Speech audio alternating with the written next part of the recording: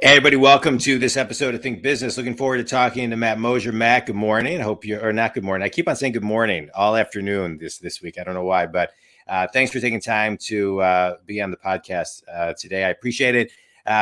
Quick background on you: President and CEO of Mosher Design Co., as well as Dzinly.com. And looking forward to kind of diving in and just talking to you about not only business, but entrepreneurship. You know, you are a lifelong entrepreneur. You started your first company when you were 15. You've been self-employed ever since. And, I think people right now want to really understand what the mind of an entrepreneur is, because I think we're starting to see more entrepreneurs pop up than ever before. And so let's dive in there a little bit. What does it take to be an entrepreneur today, as we're recording this January 20th, 2022? What does it mean to be an entrepreneur today? Yeah, well, thanks for having me on, John. It's, being an entrepreneur since I've been 15, I've been able to see the different cycles through, whether it's economic times or whether what we're dealing with now in COVID. And entrepreneurship is in all times, it's about trying to seek out where there's an opportunity and then figuring out how to capitalize on it. And it just depends on the times that we're dealing with.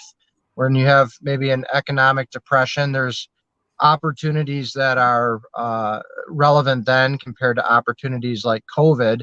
And then you deal with, obviously, the whole thing of how do you deal with an unexpected thing that comes up, such as COVID, whether that is a huge driver of your business or whether it puts your business in a depression. So being an entrepreneur it's kind of a whirlwind, and you got to be able to handle the different ups and downs and the emotions that come with it.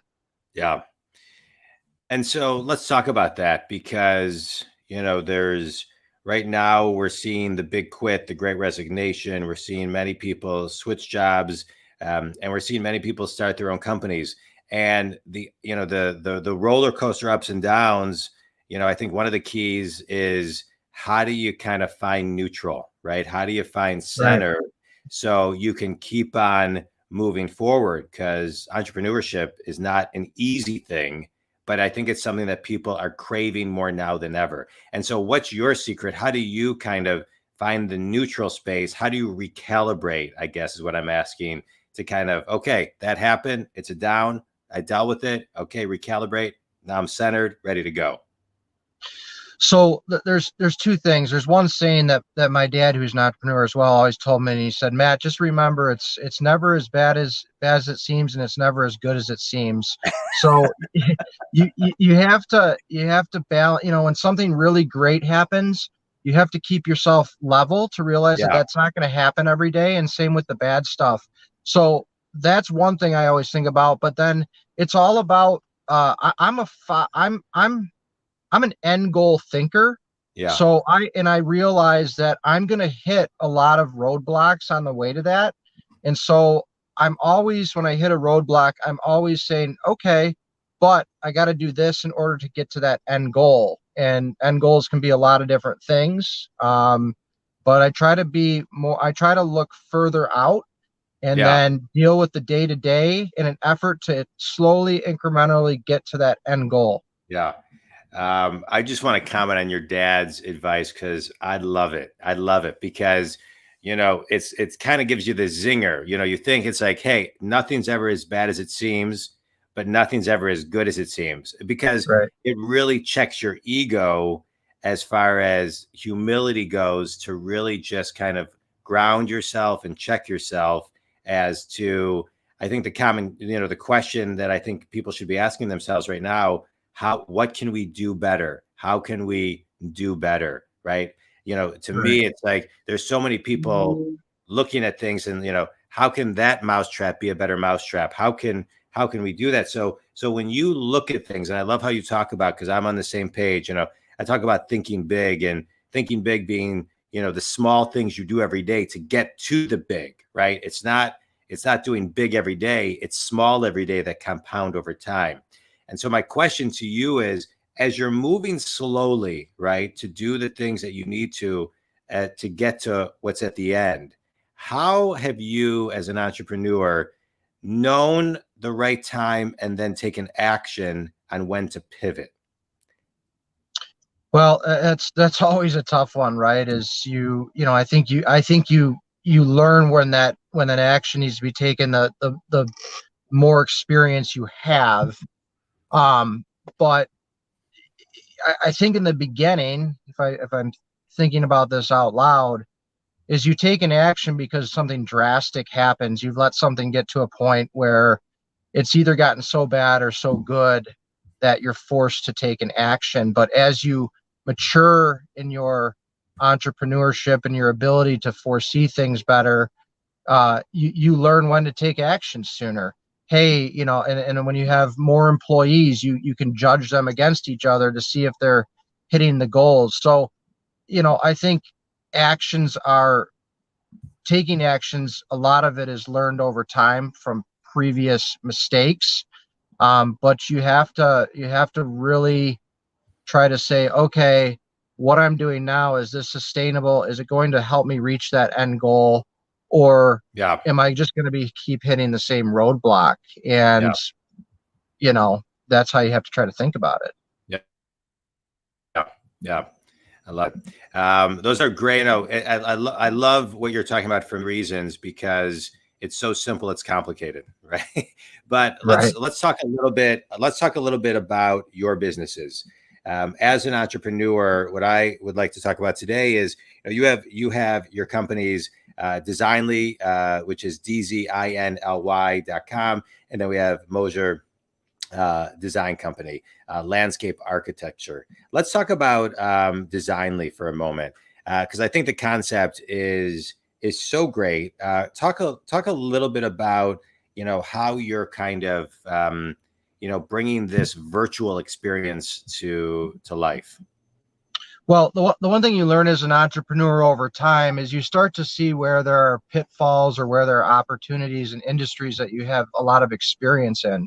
So the Designly is really a culmination of 20 plus years of being in the architectural world and understanding how people make decisions on their homes and different aspects of their life.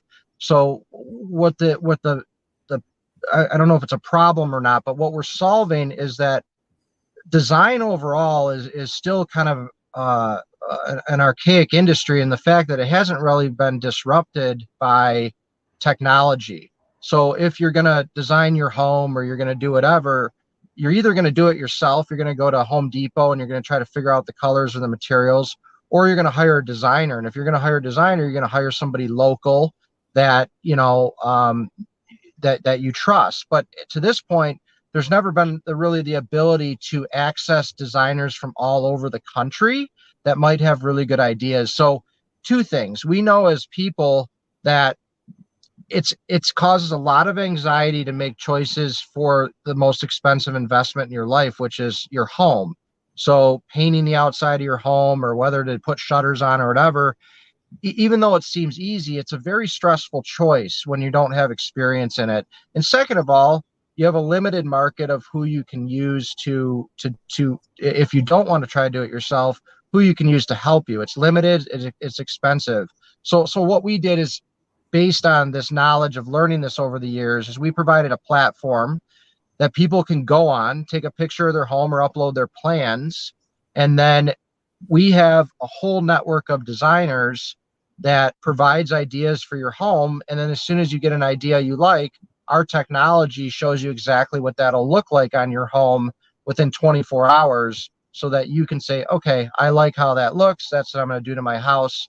And it takes away the anxiety, and it takes away the cost of making a costly mistake of actually doing something you don't like. It's great, right? And it's as far as the packages from an investment standpoint, it's pretty economical for people.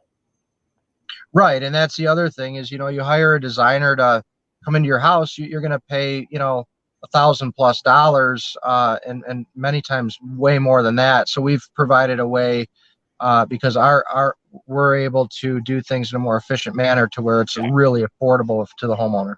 Yeah. Kudos to you for finding, I think so many times people are looking for that sliver of business that, a solution can bring to a consumer and bring a ton of value. So I love what you've done. So so my question to you is, having the idea and executing on the idea are two different things. And I think today, a lot of times people are having a lot of good ideas, but they don't know that first step of execution, right? So it's like, okay, I had this idea, and here's, like, as you were saying, the end of the idea could be, but I think a lot of people then are scared to take that first step. What's the first step as an entrepreneur since you've been 15 that you would give an entrepreneur today? Well, the first step is, if you believe in something, you have to realize that other people probably do not have the same vision as you. So you're going to immediately run into people that question it. And so the first step is, if there's something you believe in, go after it, but figure out what it's going to take to go after it, what the opportunity is. Is it an industry that's going to drive the result that you want, whether that's monetary, whether Yeah. that's some type of philanthropic effort?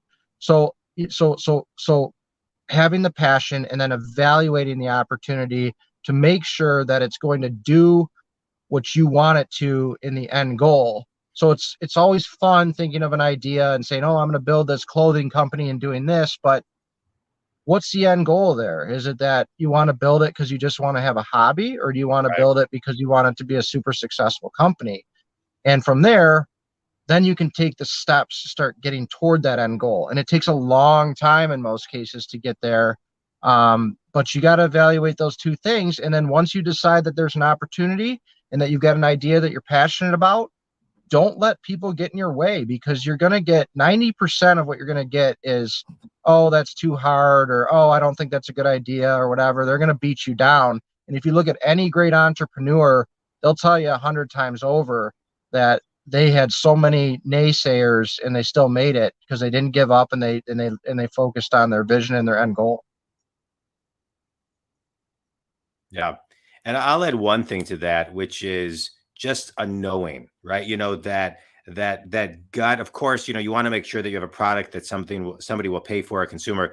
But I think there's like a knowing that when don't doubt yourself, right? And so Right. that intuitive gut knowing, I think sometimes people can be influenced away from it. And that's the only thing I would add to that, which I think you have. I just wanted to kind of layer that in. Let's talk about your other company, Mosher Design Co. Landscape Architecture. The work that you do is spectacular. Tell us a little bit about this business and the evolution of this business. Since it started, and specifically the last 2 years, where I think many people have taken a new appreciation for their homes and what they want their surroundings to look like. Right. Well, ever since I've been young, I've always been an environment person, meaning that I enjoy being around environments that are pleasing to my eye, and just comfort levels, whether it's lighting levels or whatever. So landscape was always something that I loved. I was always having a little fish pond or whatever it might be in my parents' backyard. And so when I was that company started when I was 17. But again, like I was talking about, my last statement is, I decided I was going to start a company, and I knew that one day, and I gave myself like a 3-year goal, that I was going to be working on $1 million homes, and I could see it in my head. Mm-hmm. And I just had to figure out how to get there. One, I had to learn how to design. I had to learn how to run a company. I had to learn a lot of things to get there, but I saw it in my head. And I also knew that I was going to have to convince a lot of people, because I was really young, that I could do the job. So I figured out all the different ways in order to make that goal happen over time. And in a pretty short order, because of how determined I was and some of the natural ability I had to do things, it became a quite a successful company. And over the years, it's evolved, and now we've been fortunate to do projects literally all over the world. Right. So it's been cool. But again, just focusing on that vision. If you notice from my Mosher design company, we only do high-end residential. We're laser focused. We don't start veering out of our specialty. You know, you're not going to see us doing strip malls and things like that. This is what we focus on, Yeah. and we try to be very, very good at it. And I think that's another thing as an entrepreneur is very easy to get pulled in a lot of different directions because Yeah. people say, "Oh, can you come do this or you do this?" It's really easy to say yes and really hard to say no. Yeah. And you gotta keep that focus and say, "Nope, that's not part of my vision," or it is, even if there's sometimes decent money involved. You know, you bring up something really important, which is keeping your vision, front and center, not only for yourself but your company. You know, as a business coach, Matt, and I see this happening a lot. I work with companies all over the world, from solopreneurs to Fortune companies and everything in between. And I find that most companies don't keep their vision in front of their team, their companies, their people as much as they should. And everybody needs that constant reminder of what the vision is so they can feel more connected to the vision and know and understand a lot of the things that that happen throughout the days and the weeks. How do you keep your vision in front of in front of yourself and your team to give you and your team the reminders they need of staying focused? It's actually an excellent point, and over the years, I've learned that that's so important because Yeah. As a young entrepreneur, you keep the vision in your head and you just believe that the people around you understand what you're trying to do. But Correct. now, as a more mature entrepreneur, I remind my teams probably once a month if we do a team meeting or whatever. I say, okay, this is where we're going with things. This is why we're going with things. And Yeah. then, hey, what input do you have? Do you guys feel, because it's your team? Your team is gonna get you there, and so you want to see how they feel too. Do they have ideas? Do they think that your idea is good? And Right. try to listen to them. And I think that's really, really important. But I continue to reiterate vision very frequently to all my teams. So one, they have a trust level that I have a good vision, and two, they can understand where we're going with things, and three, they can position themselves to help execute on that overall vision. Yeah. Yeah. I love it. I love it. Matt, you do spectacular work. This is, for many, this has been a mini master's class, right? Because what you talked about, as far as the DNA of an entrepreneur, I think was spot on. Quick speed round. You ready? Ready. All right. Recent favorite book? Gosh, it's more podcasts. How I Built This. Yeah. Oh, good. By Such Guy a good one. Raz. Yeah. Any episode that sticks out?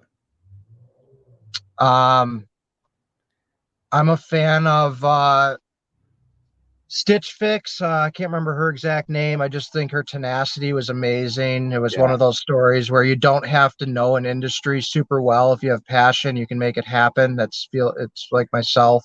I thought Minted was a good one. There's a number of good ones on there. Yeah. They're all great. That's a great podcast, and it's a great book. Right. Yeah.